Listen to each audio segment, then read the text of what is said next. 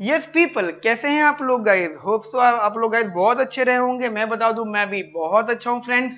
Now guys हम लोग start करते हैं अपना पढ़ना। गाइस आज की क्लास में हम जो स्टार्ट करने वाले टॉपिक हैं उसका नाम है externalities, that means external effects. बेटा ये चैप्टर 8 है ऑफ रीडिंग्स हिंड्रिक्स। ठीक है, हिंड्रिक की आपकी रीडिंग है जिसमें चैप्टर 8 है। ओके जी, स्टार्ट करते हैं। आप में से बहुत सारे बच्चों को डाउट ये आ गया होगा कि सर अभी हमारा पब्लिक गुड्स टॉपिक पूरा हुआ था, उसी यूनिट के अंदर एक चैप्टर और है, chapter number 12 Kulish and Johns का, वो नहीं कराया आपने। तो बच्चा मैं आपको बता देता हूँ, कुछ बच्चों का इंटरनल है, ठीक है, कुछ बच्चों का इंटरनल, कॉलेज वाले तो जो है थोड़ा सा सेंटी हो गए और इंटरनल लेने लगे। और बेटा इंटरनल के अंदर या तो आपका पब्लिक गुड्स का चैप्टर आएगा, ठीक है, या फिर आपका एक्सटर्नलिटीज आएगा। और कुछ बच्चों को बेटा ये टॉपिक आ रहा है एक्सटर्नलिटीज, जिसकी वजह से मैं पहले ये टॉपिक जो है आपके लिए प्रोवाइड कर रहा हूँ। ठीक है बच्चा, तो ये टॉपिक हम स्टार्ट करते हैं। फर्स्ट ऑफ ऑल जैसे कि आप लोग जानते हो बेटा, ये टॉपिक एक्सटर्नलिटीज, ठीक है, वेरी वेरी इंपॉर्टेंट। इंपॉर्टेंट क्या है बेटा, एटलीस्ट दो क्वेश्चन तो बनने हैं यहाँ से, मतलब दो क्वेश्चन तो बनेंगे। अब एटलीस्ट एटमोड लगाओ मत लगाओ मर्जी है आपकी, बट बेटा दो क्वेश्चन तो बनेंगे। ठीक है, अगर दो क्वेश्चन नहीं बनना तो कम से कम 1.5 क्वेश्चन तो पक्का बनेगा। आप बोलो सर 1.5 क्वेश्चन का मतलब क्या हो जाता है?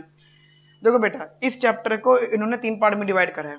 ठीक है जी, समझना ध्यान से, इस चैप्टर को इन्होंने 3 पार्ट में डिवाइड किया। सबसे पहला पार्ट है बड़ा हमारे पास यहाँ पर इस चैप्टर का एक्सटर्नलिटीज के बेसिकली कंसेप्ट, ठीक है, कंसेप्ट ऑफ एक्सटर्नलिटीज, जो भी उन्होंने एक्सप्लेन करा है चीजों को, एक्सटर्नलिटीज क्या होता है, कैसी होती हैं, इनमें क्या क्या चीजें रहने वाली होती हैं, बेसिकली थ्योरीज वगैरह। ठीक है, सेकंड बेटा examples of externalities, examples of externalities, ठीक है,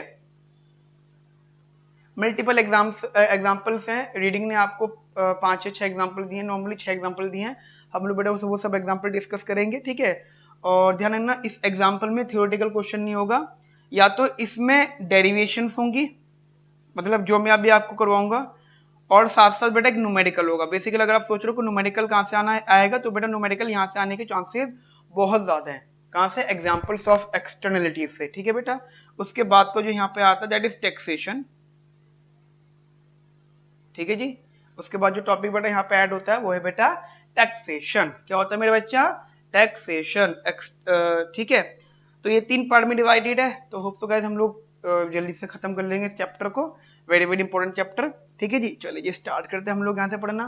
देखो बेटा समझना, मैंने क्या कर रखा है, दो बात है। अगर अगर रीडिंग्स की बात करते हैं तो बेटा रीडिंग ने ना इन सब चीजों को थ्योरी में बताया हुआ है। ठीक है, थ्योरी में भी उन्होंने डेरिवेशन तक थ्योरी में बता रखी है, मतलब एक फॉर्मूला लेगा तो उसकी डेरिवेशन थ्योरी में एक्सप्लेन कर दी कि multiply this and this and this, substitute करो, स्क्वायर करो, इधर करो उधर को एलिमिनेट करो। ठीक है, और डायग्राम को बेटा उसने ऐसे ही कर दिया है, बट मैं क्या करूंगा बेटा आपको कॉन्सेप्ट समझाऊंगा टेक्निकल टर्म्स में। ठीक है, आप उसको उस तरीके से समझना, एंड आफ्टर दैट मैं आपको बेटा इसके नोट्स वगैरह प्रोवाइड करवा दूंगा। ठीक है, जो भी नोट्स होंगे इसके मैं आपके लिए बेटा अपलोड कर दूंगा वीडियो पर। मैं अपने टेक्निकल डिपार्टमेंट से बोल दूंगा कि वो आपको इसके नोट्स जल्दी से जल्दी अपलोड कर दें। ठीक है जी, एग्जाम्पल में बेटा न्यूमेरिकल आएगा वो डिस्कस करेंगे, इसमें बेटा हमारा टैक्सेशन का कंसेप्ट है वो डिस्कस करेंगे। ठीक है, चलिए जी स्टार्ट करते बच्चे हम लोग पढ़ना एक्सटर्नलिटीज। बेटा ध्यान रखना सबसे पहले कि एक्सटर्नलिटीज जो होती है बेटा, एक्सटर्नलिटीज जो होती है वो 2 पार्ट्स में डिवाइडेड होती है। 2 पार्ट्स की होती है बेटा एक्सटर्नलिटीज। एक तो होती है बेटा पॉजिटिव एक्सटर्नलिटी, पॉजिटिव एक्सटर्नलिटी। मैं रिपीट कर देता हूं बेटा, एक्सटर्नलिटीज बेटा 2 पार्ट में होते हैं, एक पॉजिटिव एक्सटर्नलिटीज, ठीक है, और एक होती है बेटा नेगेटिव एक्सटर्नलिटी। ठीक है, मैं रिपीट कर रहा हूं, एक होती है पॉजिटिव, एक होती है बेटा नेगेटिव। एक पॉजिटिव इधर है, नेगेटिव इधर है। ठीक है जी, अब बात आती है कि हल्के हल्के बच्चे बात करते हैं पॉजिटिव एक्सटर्नलिटी का मतलब क्या होता है, और जी सर जी नेगेटिव एक्सटर्नलिटी का मतलब क्या होता है। ठीक है, एक एक करके बात करते हैं। जैसे बेटा एग्जांपल ऐसे ऐसे सोच के चलना कि पॉजिटिव एक्सटर्नलिटी क्या होती है। पॉजिटिव एक्सटर्नलिटी का मतलब होता है कि कोई भी एक ऐसा इफेक्ट, बेसिकली बेटा एक्सटर्नलिटी का ही मतलब क्या होता है, एक्सटर्नलिटी का मतलब होता है एक्सटर्नल इफेक्ट, यानी इकोनॉमिक एजेंट्स के अलावा, मतलब मेरे अलावा किसी और ने कुछ वर्क किया, मेरे अलावा किसी और ने कुछ वर्क किया और उसके वर्क करने से मैं अफेक्ट हो रहा हूं। ठीक है, उसके वर्क करने से मैं अफेक्ट हो रहा हूं। अब बात आती है बेटा कि वो मेरे को नेगेटिव इंपैक्ट भी डाल सकती है और बेटा वो मुझे पॉजिटिव इंपैक्ट भी डाल सकती है मेरे ऊपर। अब आप कहते हो सर नेगेटिव इम्पैक्ट कैसे डालेगी। अब देखो एक बात समझना, एक फैक्ट्री है, ठीक है, एक कोई भी फैक्ट्री है, और फैक्ट्री जो मान लो केमिकल फैक्ट्री, ठीक है, ऑब्वियसली बात है केमिकल फैक्ट्री तो है, तो बेटा थोड़ा लिक्विड वाला कंसेप्ट आ गया है ना, लिक्विड, उन्हें वाटर की भी जरूरत होगी, लिक्विड यानी पानी, पानी वगैरह।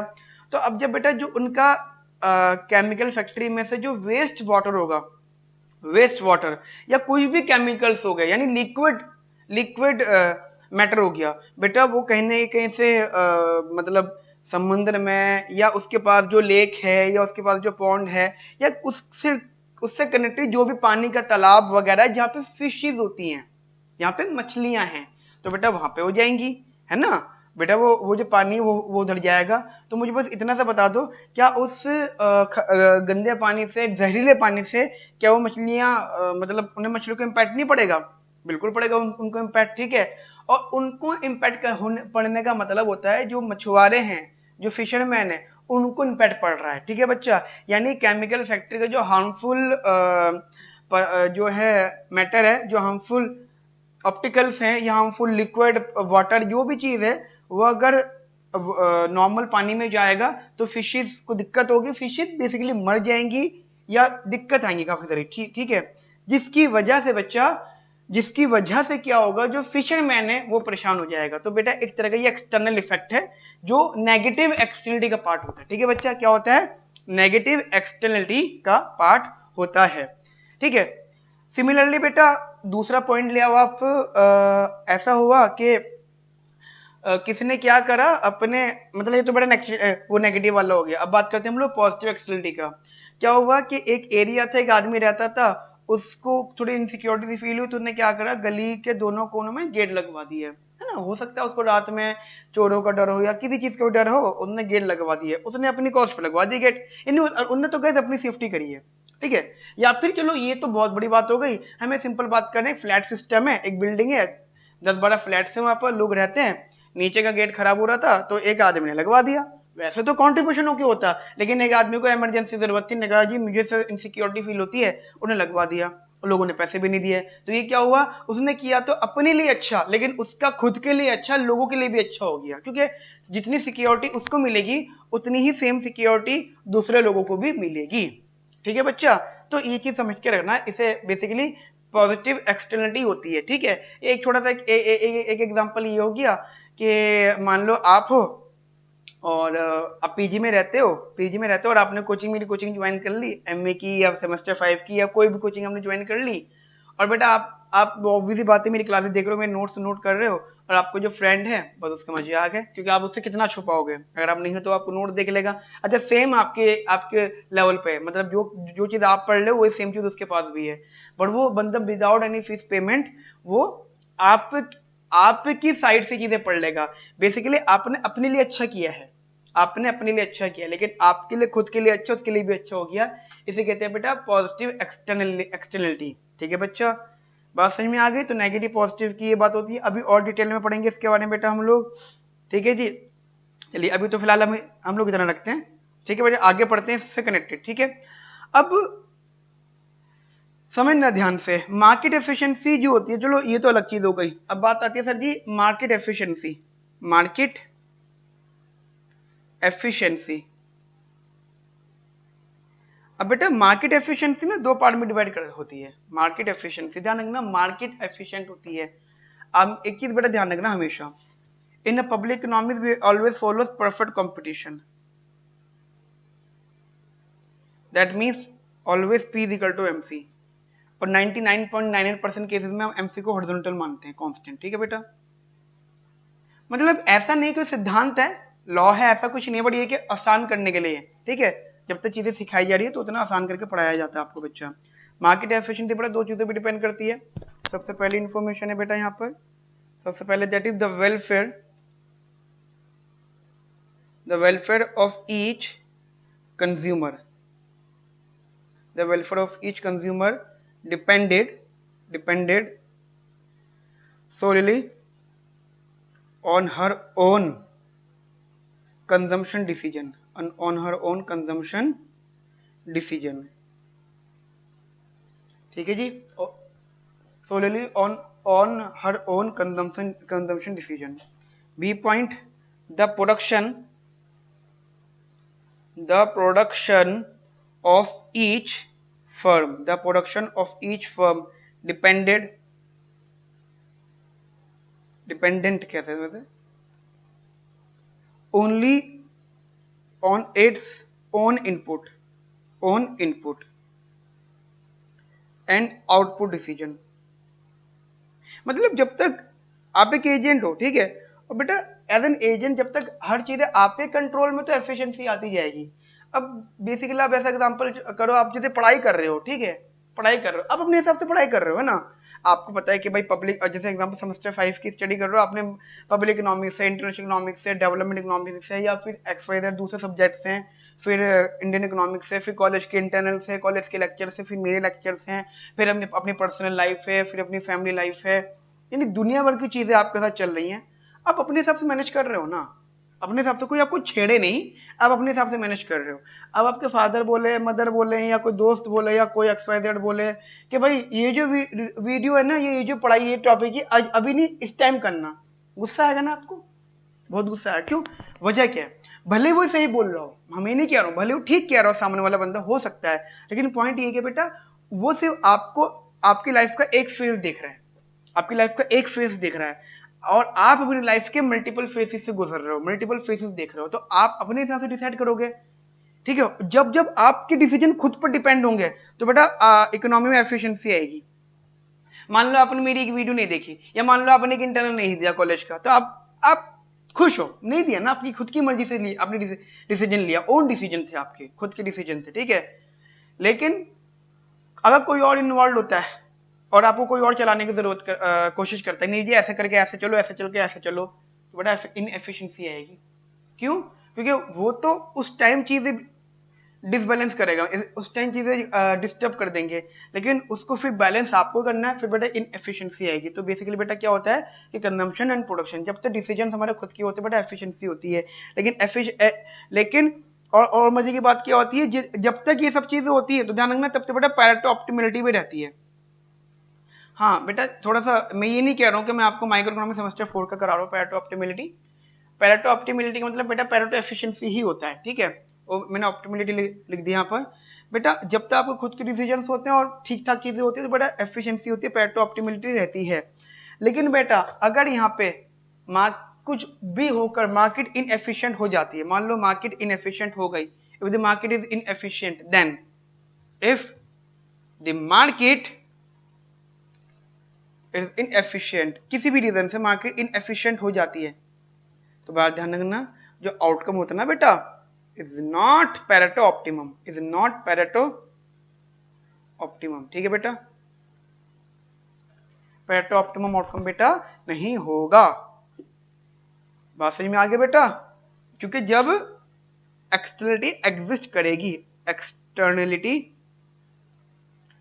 में एग्जिस्ट, या फिर एग्जिस्ट लिख दो, जब एक्सटर्नलिटी बेटा एग्जिस्ट करेगी ना, तो बेटा आपका जो आउटकम है वो पैरेटो एफिशिएंट नहीं होगा, और आपकी इकोनॉमी इनएफिशिएंट हो जाएगी, ठीक है. अब बात आती है, जैसे एग्जांपल आप कहते हो सर प्रोडक्शन एक्सटर्नलिटी की, आपका मतलब क्या होता है प्रोडक्शन एक्सटर्नलिटी? तो बेटा प्रोडक्शन एक्सटर्नलिटी में बेसिकली आपका प्रॉफिट अफेक्ट होता है, ठीक है. आपका प्रॉफिट अफेक्ट होगा तो आप बोलोगे जी खराब, मतलब बेसिकली एक्सटर्नलिटी आपकी प्रोडक्शन, अच्छा प्रोडक्शन में कोई दुनिया भर की एक्सटर्नलिटी आ जाए, एक्सटर्नल इफेक्ट आ जाए, वो तब तक दिक्कत नहीं करे जब तक आपका प्रॉफिट अफेक्ट नहीं हो रहा. जिस दिन आपका प्रॉफिट अफेक्ट हो जाएगा ना बेटा, आप उसे बोलोगे जी प्रोडक्शन एक्सटर्नलिटी आ गई, ठीक है. सिमिलरली कंजम्पशन एक्सटर्नलिटी क्या हो जाती है? वो कब? जब बेटा आपकी यूटिलिटी अफेक्ट होती है, ये भी इफेक्ट और ये भी इफेक्ट, ठीक है बेटा. बात समझ में आ गई? तो बेसिकली बेटा ये कंसेप्ट है हमारा एक्सटर्नलिटी का. फिर हम, ठीक है, इतनी बात समझ में आती है बेटा आप लोगों को मेरी? Now the next heading is market. वही बेटा मार्केट एफिशिएंसी वाले टॉपिक भी चलेगा, वो मतलब हर बार को नया नया टॉपिक आता जाएगा, तो मार्केट एफिशिएंसी में कुछ और चीजें ऐड होंगी, ठीक है. मार्केट एफिशिएंसी ध्यान से समझना, ठीक है. मैं क्लियर कर रहा हूं, जो रीडिंग्स ने 2-2 पेज में बताया हुआ है, अब इसी ही बात को देख लो, तो रीडिंग ने इसी बात को बच्चा कम से कम 1 से 1.5 पेज में बताया होगा इन सब चीज़ों को, यहाँ तक की चीज़ों को, ठीक है, यहाँ तक की चीज़ों को मैंने क्या कर दिया, मैंने उसी चीज़ को टेक्निकल एक्सप्लेन कर दिया यहाँ पर, कॉन्सेप्ट समझ में आने चाहिए बस आपको, ठीक है। तो मैं रीडिंग्स को लिखवाऊँ वो बेटा मुझे लग नहीं रहा, मैं खुद नोट्स लिखवा रहा हूँ, लेकिन जहाँ पे नोट्स की जरूरत है वहाँ पे नोट्स, जहाँ पे कंसेप्ट की जरूरत है बेटा वहाँ पे कंसेप्ट, ठीक है बच्चा। अब पॉइंट ये है मार्केट एफिशिएंसी में एक हमारा ऑब्जेक्टिव है बेटा, ठीक है, हमारा ऑब्जेक्टिव है कि how inefficiency can arise in a competitive economy, ठीक है जी। How inefficiency can arise in a competitive economy. अब मान के चलो बेटा ये तो कंसेप्ट कंफर्म है कि यहाँ पे पैरेटो ऑप्टिमैलिटी फेल हो गई, जैसे फेलिंग ऑफ पैरेटो ऑप्टिमैलिटी, ठीक है, मतलब हम मान के चल रहे थे here failing of Pareto optimality, ठीक है जी, फेलिंग पैरेटो ऑप्टिमैलिटी, ये तो बेटा कंफर्म है।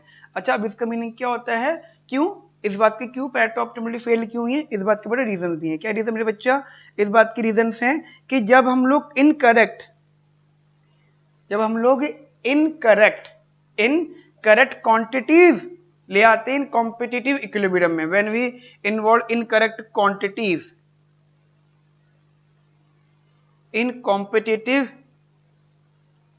इक्विलिब्रियम, ठीक है बेटा, इन कॉम्पिटिटिव इक्विलिब्रियम, एक तो ये हो जाता है। और इंटरेस्टिंग बात पता है क्या है, इंटरेस्टिंग बात ये है बेटा कि जो नॉन पैरेटो एफिशिएंट आउटकम होता है, नॉन पैरेटो एफिशिएंट आउटकम जो होता है विल नेवर, बेटा वो कभी भी विल नेवर मैक्सिमाइज वेलफेयर। अब बात होती है कि क्यों पूरे वर्ल्ड के बड़े बड़े इकोनॉमिक्स एक्सटर्नलिटीज के पीछे पड़ जाए, भाई कोई बात नहीं ना, कहीं कहीं पॉजिटिव होती है कहीं कहीं नेगेटिव होती है, चलो नेगेटिव के बारे में बच्चे समझ में आते हैं कि नेगेटिव एक्सटर्नलिटी है उसे तो संभालना चाहते हैं, लेकिन पॉजिटिव को भी कहते हैं जी वो दिक्कत कर रहा है, क्योंकि पॉजिटिव एक्सटर्नलिटी से मैं आपको बताऊंगा ओवर प्रोडक्शन, मतलब सॉरी पॉजिटिव में हमेशा अंडर प्रोडक्शन होती है हमेशा, मैं उसका मीनिंग बताऊंगा आपको उसका मीनिंग क्या होता है। पर मेरा पॉइंट ये है कि क्यों वर्ल्ड के इकोनॉमिक्स के पीछे पड़े हुए, क्यों, क्योंकि अगर एक्सटर्नलिटी है और एक्सटर्नलिटी होने की वजह से बट अगर आपका पैरेटो एफिशिएंसी फेल हो जाती है या फिर नॉन पैरेटो ऑप्टिमल आउटकम्स आते हैं, तो बड़ा ध्यान रखना आपका वेलफेयर कभी भी मैक्सिमाइज नहीं होता, और जब आपका बेटा वेलफेयर मैक्सिमाइज नहीं होता तो इसका मतलब आपकी इकोनॉमी डिस्टर्ब हो जाती है, और जो बेटा आपकी इकोनॉमी डिस्टर्ब हो जाती है तो फिर तो खेल ही खत्म सारा, ठीक है। तो पॉइंट मेरा ये है इधर कि हमें अपनी इकोनॉमी का वेलफेयर मैक्सिमाइज करना है, तो उसके लिए बेटा हमें एक्सटर्नलिटी रिमूव करनी होगी। चलो रिमूव की तो बाद में आ जाओ एग्जांपल्स में, अभी हम पढ़ लेते हैं एक्सटर्नलिटीज का कंसेप्ट एक एक करके।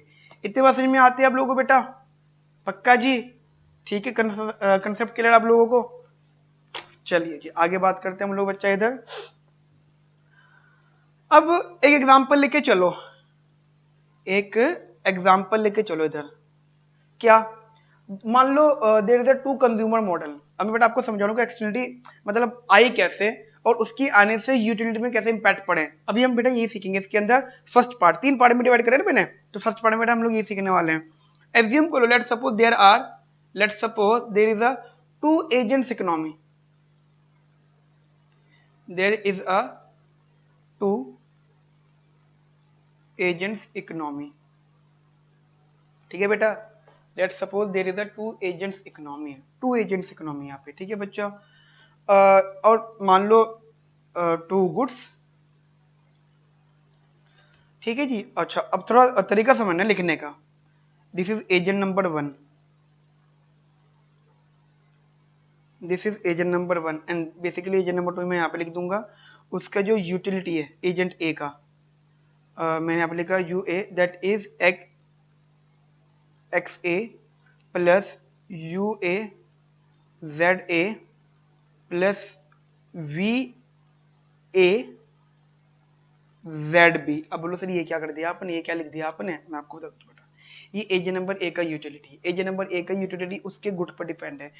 एजेंट हर दोनों एजेंट्स के दो कम्युनिटीज हैं, दोनों एजेंट्स के टू कम्युनिटीज हैं, मान लो इधर एक है एक्स एक है जेड। एक्स एक्स एक ऐसा गुड है जिसको दोनों के दोनों एजेंट जो है बुरा नहीं मानते।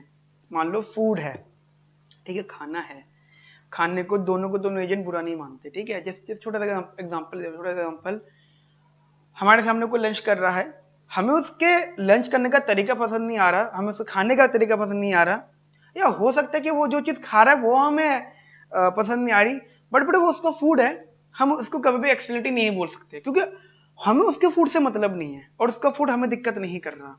कुछ चीजें ऐसी होती हैं, हमें मालूम है कि वो अच्छी बुरी कैसी भी हो, बट वो हमें बड़ा इम्पैक्ट नहीं करती, ठीक है। मैंने फूड के एग्जांपल इसलिए ले रहा हूँ क्योंकि है हमारी इकोनॉमी के अंदर ये चीज कि हमें हर किसी का फूड, या जैसे हर किसी के घर का खाना पसंद नहीं आता है ना, अपने मम्मी के घर का खाना के अलावा कोई और पसंद आता ही नहीं। पीजी में रहते तो हर पीजी का खाना पसंद नहीं आता, ठीक है, हर होटल का खाना पसंद नहीं आता, हर रेस्टोरेंट का खाना पसंद नहीं आता, हर ढाबे का, हर रेडी वाले का, स्ट्रीट फूड, दुनिया भर की चीज है। तो बेटा हम उस गुड को बुरा नहीं कह सकते, हमें पसंद नहीं आया तो वो चीज अलग है, मतलब वो चीज हमें इंपैक्ट नहीं कर रही, तो वो बेटा वो है एक्स। लेकिन एक होता है जेड। जेड बेटा ये है एक्सटर्नल गुड, बेसिकली एक ऐसा गुड है जो मुझे अच्छा लगेगा, बट डेफिनेटली सामने वाले के लिए एक्सटर्नलिटी क्रिएट करेगा। अब वो एक्सटर्नलिटी पॉजिटिव हो सकती है या फिर नेगेटिव हो सकती है, ठीक है। ऐसी एक्स उसके पास भी है, मतलब जेड भी उसके पास भी है, तो वो उसके लिए पॉजिटिव रहेगा, बट मेरे लिए वो एक्सटर्नल इफेक्ट प्रोवाइड करेगा मुझे। बट गुड एक्स बेटा, गुड एक्स किसी के लिए कोई भी एक्सटर्नलिटी क्रिएट नहीं करेगा। मैं रिपीट कर रहा हूं बच्चा, गुड एक्स और गुड जेड, दो गुड्स है एक्स और जेड। गुड एक्स जो है, एक्स गुड जो है, वो दोनों ही एजेंट का अपना अपना गुड है, और वो एक ऐसा गुड है जो किसी भी एजेंट के लिए एक्सटर्नलिटी नहीं बन रहा, ठीक है। उसी साइड पर जो हमारा गुड जेड है, वो एक ऐसा गुड है जो दोनों एजेंट्स, अपोजिट एजेंट्स के लिए एक्सटर्नलिटी बन रहा है, ठीक है। अब देखो utility of A is equal to X A, वो डायरेक्ट पॉजिटिव रिलेशनशिप है इसके ऊपर, ठीक है, plus U A Z A, यानी एजेंट नंबर ए की यूटिलिटी जेड से अफेक्ट हो रही है। हमने यहाँ पे जेड को ना लिखकर यूटिलिटी के फॉर्म में लिख दिया। Similarly V A, agent number A की ही यूटिलिटी है, लेकिन एजेंट नंबर ए की यूटिलिटी एजेंट नंबर बी के उस गुड से अफेक्ट होगी जो उसके पास एक ऐसा गुड है जो मेरे लिए एक्सटर्नलिटी है। हो सकते हैं बट ये पॉजिटिव हो सकते हैं बट ये नेगेटिव हो। बात समझ में आ गई?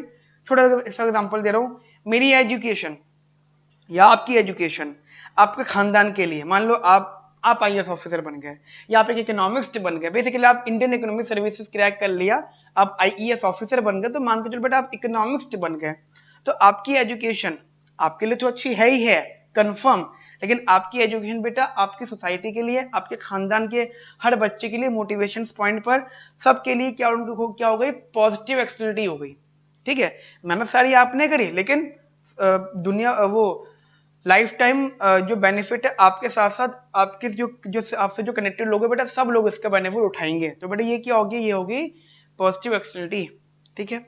अच्छा बच्चे, अच्छा लगा ना सुन के जब मैंने कहा आपको कि आप आईएएस ऑफिसर बन गए, आप आईएएस ऑफिसर बन गए, आप इकोनॉमिस्ट बन गए, या मतलब बड़े अच्छा लगता है जब कोई ऐसी बातें करता है ना। यस, मुझे पता था, ठीक है। चलो आगे बात करते हैं हम लोग गाइस। जी जैसे ये जो नंबर ए है बेटा, ऐसे ये जो number B is equal to X B plus का U B Z B plus का वी बी जेड ए, बिल्कुल सेम है चीज उसी की तरह ही है, ठीक है। और जेड मैंने आपको बता दिया है। अब एक्सटर्नलिटी, अब जरा बेटा समझना मेरे बात ध्यान से, यहाँ पर आपने इसको डिफरेंशिएट किया, अभी आगे चल के बेटा मैं इसको डिफरेंशिएट भी करूंगा, ठीक है, बट फिलहाल मैं ऐसे बता रहा हूँ। आपने क्या किया, इसको डिफरेंशिएट किया, वी ए को डिफरेंशिएट किया, और अगर पॉजिटिव आ गया मतलब डेरिवेटिव किया वी ए का, है ना, ऑब्वियसली बात है जेड की रिस्पेक्ट में किया होगा ना, है ना, क्योंकि अगर आप जेड ए में करते हो तो जीरो हो जाएगा, क्योंकि V A is a function of Z B only, तो जेड बी की रिस्पेक्ट में करा होगा आपने। और अगर वो पॉजिटिव आ रहा है, इसका मतलब बेटा आपकी जो एक्सटर्नलिटी है वो पॉजिटिव है, और अगर वो बेटा नेगेटिव आ रहा है तो बेटा आपकी जो एक्सटर्नलिटी है वो नेगेटिव है, ठीक है। बात समझ में आती है बेटा मेरी आप लोगों को? इधर पॉजिटिव और यहाँ पे नेगेटिव कंसेप्ट, ठीक है जी, क्लियर यहाँ तक? अब अकॉर्डिंग टू हिंड्रिक्स यानी अकॉर्डिंग टू ऑथर, उन्होंने आपको यहाँ तक बातें समझा दी। अब वो ना छोटा सा आपको एक, क्योंकि इसके बाद बेटा वो कंटिन्यू करेंगे चीजों को, अब वहां पे इसी एग्जाम्पल को करेंगे, तो बेटा एक ना छोटा सा नोट कर लो यहाँ पे, एक छोटा सा नोट, उसको क्या करना बेटा, बॉक्स में बना देना, ठीक है। जरा समझना ध्यान से। पहली बात तो ये है कि ये एग्जांपल बड़ा आगे आगे कंटिन्यू हो रहा है, ठीक है, ये एग्जांपल आगे चल के कंटिन्यू हो रहा है। तो बड़ा इस एग्जांपल को कंटिन्यू करने से पहले ऑथर ने यहाँ पे एक छोटा सा नोट बताया है, ठीक है, वो मैं बिल्कुल ऑथर के पैटर्न पे लेकर चल रहा हूँ चीजों को। बेटा दो तरह की चीज है यहाँ पर, पॉजिटिव एक्सटर्नलिटी और नेगेटिव एक्सटर्नलिटी, ठीक है बच्चा। दो तरह की एक्सटर्नलिटीज हैं, एक पॉजिटिव एक्सटर्नलिटी और एक बेटा नेगेटिव एक्सटर्नलिटी। मैं रिपीट कर रहा हूँ, एक पॉजिटिव और एक बेटा नेगेटिव, ठीक है जी। नाउ बेटा जो पॉजिटिव एक्सटर्नलिटी होती है, पहली बात तो यहाँ पे आते हैं बेनिफिट्स, ठीक है, बेनिफिट्स के टर्म्स में बात करते हैं, और यहाँ बेटा कॉस्ट के टर्म्स में बात करते हैं नेगेटिव एक्सटर्नलिटी में, ठीक है। अब समझना ध्यान से, पॉजिटिव एक्सटर्नलिटी होती है तो एक होता है मार्जिनल सोशल बेनिफिट, ठीक है बेटा, मार्जिनल सोशल बेनिफिट, ठीक है बच्चा। क्या होता है जी, मार्जिनल सोशल बेनिफिट। बेटा किसके बराबर होता है, marginal private benefit plus, repeat करो, मार्जिनल सोशल बेनिफिट। अच्छा इसको ना मैं वैसे करके लिख देता हूँ एक सीक्वेंस में, वो ज़्यादा बेटर रहेगा आपके लिए। पॉजिटिव एक्सटर्नलिटी को दोबारा लिख रहा हूँ बेटा मैं,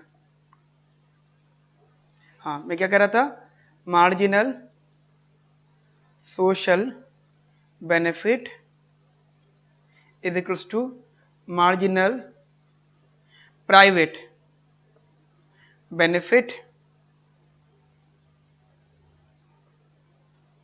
प्लस मार्जिनल एक्सटर्नल बेनिफिट। बेटा पूरी स्पेलिंग इसलिए लिखी क्योंकि अभी आपको पहली बार तो समझना पड़ेगा। इसको मैं वैसे लिख सकता हूँ, MSB is equals to MPB plus MEB। बात समझ में बेटा आप लोगों को मेरी, क्या MSB marginal social benefit is equals to marginal private benefit plus का मार्जिनल एक्सटर्नल बेनिफिट, ठीक है। क्यों, तो बेनिफिट क्यों आए बेटा, क्योंकि एक्चुअली होता क्या है, बात हमेशा ध्यान रखना, बहुत ज्यादा इंपॉर्टेंट, कि पॉजिटिव एक्सटर्नलिटी में ना हम लोग बेनिफिट्स को देखते हैं। बेसिकली बेनिफिट्स हमारी नजरों के सामने होता है पॉजिटिव एक्सटर्नलिटी के अंदर। और मजे की बात क्या होती है, अगर मान लो बेनिफिट है, ठीक है जी, अगर मान लो बेनिफिट है तो बेटा बेनिफिट हमेशा कम दिखता है। अब बोलो सर ये कह रहा हूँ कम दिखता है, चलो सुनो जी, कोई फूड आपको बड़ा पसंद है, बहुत पसंद है, तो ध्यान रखना वो फूड जल्दी खत्म हो जाएगा, है ना। क्यों, आपकी मेंटेलिटी क्या है कि जब तक आपका मन नहीं भर रहा तब तक के लिए आप वो फूड कंज्यूम करते जाओ। मतलब कोई डिश है बहुत अच्छी बनी है, तो आप देखना आपको जो टेस्ट आ रहा है, जो भी उसमें मजा आ रहा है खाने में, उसका जो आपको पसंद लग रहा है उसके अंदर, वो चीज जल्दी खत्म हो जाएगी। क्यों, रीजन, जो भी बेनिफिट वाली चीज होती है वो हमेशा अंडर प्रोवाइड होती है, अंडर प्रोविजन होता है उनका। आप बोलो सर क्या कह रहे हो आप, समझ में नहीं आई बात, तो बेटा मैं आपको बता देता हूँ आपकी लैंग्वेज में कि गवर्नमेंट अगर लोगों को बेनिफिट दे रही है, रिपीट करो बेटा, गवर्नमेंट अगर लोगों को बेनिफिट दे रही है, लोगों को फायदा पहुंचा रही है, तो ध्यान रखना लोग कभी ये नहीं बोलेंगे कि बस बस बस बहुत बेनिफिट दे दिया, अब हमें और बेनिफिट नहीं चाहिए, कभी नहीं बोलने वाले। लोग कहेंगे देते हो जी, बेनिफिट देते जाओ, बेनिफिट देते जाओ, बेनिफिट खत्म हो जाएगा लेकिन तो लोगों की डिमांड पूरी नहीं होगी। क्योंकि बेटा जो चीज बेनिफिट में, जो चीज पॉजिटिव होती है, जो चीज फ्री में होती है, जो चीज अच्छी होती है, वो हमेशा कम ही अवेलेबल होती है। मैं बेटा वो चीज हमेशा कम अवेलेबल होती है इकोनॉमी के अंदर, अंडर प्रोविजन, ठीक है। बस में आ गया आपको मेरी बेटा, यानी बेनिफिट्स, ठीक है। यानी आपको पता लग गया कि एक लेक्चरर है वो नंबर बांटता है, ठीक है, और एक लेक्चरर है वो नंबर बहुत काटता है। तो मान लो आउट ऑफ 25 जो नंबर बहुत काटते हैं, उन्होंने अगर 10 नंबर भी दे दिया आपको तो बहुत मानोगे, है ना। और जो नंबर बांटता है अगर वो 20 भी दे रहा है ना, आपको कम लगेंगे, क्योंकि आपको पता है कि वहां से और आ सकता है बेनिफिट, 25 में 25 भी आ सकते हैं, बट 20 भी दे रहा है तो आपको बड़ा कम लगेंगे। क्यों, क्योंकि आपके लिए वो पॉजिटिव एक्सटर्नलिटी है, वो बंदे का नेचर अच्छा है, ये चीज आपके लिए पॉजिटिव एक्सटर्नलिटी है, या उसका मूड अच्छा है, या वो घर से बहुत खुशी खुशी आया है, ठीक है। तो बेटा वो अंडर प्रोविजन होता है, लेकिन ये भी चीज इनएफिशिएंसी क्रिएट करती है। भाई अगर बंदा नंबर बांट रहा है, बांटने पर भी 20 नंबर दे रहा है, और अगर आपका होमवर्क, अगर आपका असाइनमेंट, अगर आपका टेस्ट 25 आउट ऑफ 25 मार्क्स का टक्कर का है तो आप 20 में सेटिस्फाई नहीं हो, तो बेटा इनएफिशिएंसी आएगी, है ना। ठीक है बेटा, तो एक तो ये हो जाता है बेटा इधर। दूसरा हम लोग रखते हैं यहाँ पे नेगेटिव एक्सटर्नलिटी। ठीक है बेटा, नेगेटिव एक्सटर्नलिटी। नेगेटिव एक्सटर्नलिटी का मीनिंग आप बिल्कुल सेम है, marginal social cost. Marginal social cost is equals to marginal private cost plus marginal efficient sorry external cost. मैं रिपीट कर रहा हूँ, marginal private cost plus marginal external cost. ठीक है बच्चा। अच्छा एक चीज और है, मैं आपको साथ साथ बताता चलता हूँ, यहाँ पढ़ी, पहले इधर देख लेना जरा ध्यान से।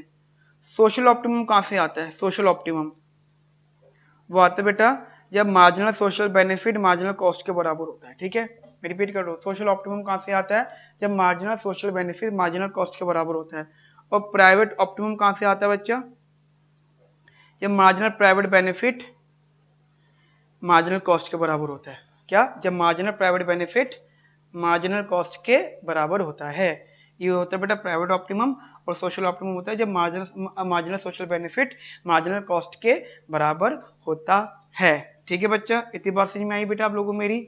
बढ़िया करके बिंदास करके। चलिए जी, तो ये हो गया मार्जिनल सोशल। अच्छा ये तो हो गया इसका मतलब यहाँ पॉजिटिव एक्सटर्नलिटी का, ये यहाँ तक। ठीक है बेटा, ये पॉजिटिव एक्सटर्नलिटी का पार्ट है, पॉजिटिव एक्सटर्नलिटी। ठीक है बेटा, भूलना मत, न्यूमेरिकल बेस्ड यहाँ से चीजें आ सकती हैं और आती भी हैं। नाउ अब हम लोग बात करें बेटा नेगेटिव एक्सटर्नलिटी की, जिसमें मार्जिनल सोशल कॉस्ट जो होता है वो marginal private cost plus marginal external cost होता है। ध्यान रखना नेगेटिव एक्सटर्नलिटी के अंदर हमें कॉस्ट दिखती है। ठीक है जी, कॉस्ट दिखती है, इंटरेस्टिंग बात। और ये बात मैं यही बता देता हूँ, यहाँ पे जो सोशल ऑप्टिमम होता है, सोशल ऑप्टिमम होता है वो marginal social cost is equals to marginal benefit के बराबर होता है। ठीक है, मार्जिनल सोशल कॉस्ट जो होता है मार्जिनल बेनिफिट के बराबर होता है। और जो प्राइवेट ऑप्टिमम होता है मेरे बच्चा, वो चीज मार्जिनल प्राइवेट कॉस्ट जो होती है वो मार्जिनल बेनिफिट के बराबर होती है। ठीक है, ये सब चीजें थोड़ी सी ध्यान रखना एग्जाम पॉइंट ऑफ व्यू से। और नो डाउट बेटा, जो चीज नेगेटिव है, जो चीज नेगेटिव एक्सटर्नलिटी है वो हमेशा आपको ओवर दिखेगी। आप बोलो सर ऐसा कैसे क्या होगा? आपको बता देता हूँ, पॉल्यूशन है आपके लिए नेगेटिव एक्सटर्नलिटी है। अभी बाहर निकलो, जितना भी है बहुत होगा आपके लिए, है ना, बहुत होगा। मैं बोलूँ जी मुझे उससे ज्यादा आएगा, अब बोलो यार यही बहुत है, और हो सकता है उससे ज्यादा भी हो। अब और पोल्यूशन में जाओ तो उससे ज्यादा होगा, तो वो भी बहुत होगा। करते करते करते कि ऐसा माहौल भी हो सकता है कि बस आपको दिख ही नहीं रहा, इतना धुआं है। यानी नेगेटिव एक्सटर्नलिटी जितनी भी है बहुत है, नेगेटिव एक्सटर्नलिटी जितनी भी है बहुत है, ओवर है। ठीक है जी, ओवर है, यानी हमेशा खराब चीज ज्यादा ही दिखती है और अच्छी चीज हमेशा कम दिखती है, बस ध्यान रखना। So that is over production या ओवर प्रोविजन। और फिर बेटा यहाँ पे क्या होगा? इनएफिशिएंसी आएगी। ठीक है बेटा, बात समझ में बेटा आप लोगों को मेरी? बढ़िया करके बिंदास करके कंसेप्ट क्लियर बेटा आप लोगों को बच्चा? तो बेटा ये कंसेप्ट था। अब जैसे कि हमारा ये पॉइंट हो गया, अब हमारा इसके अंदर एक डिस्कशन हो गया। अब इसमें क्या है बेटा? इसमें क्या बेटा एक एग्जांपल जो है डिस्कस होगा फॉर नेगेटिव एक्सटर्नलिटी बताने के लिए। ठीक है, नेगेटिव एंड पॉजिटिव एक्सटर्नलिटी बताने के लिए।